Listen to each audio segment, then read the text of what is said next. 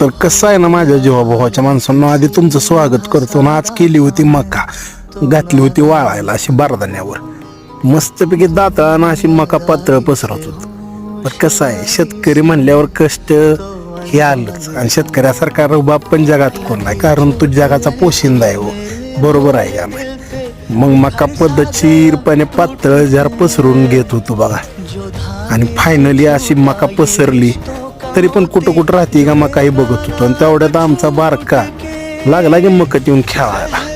कसं बस त्याला गोड बोलून बाजूला काढलं, आणि हो काय कसं आहे, 24 कॅरेट सोनं. आणि आता मका वाळली का कसं वळकायचं असतं तुम्हाला दाखवतो.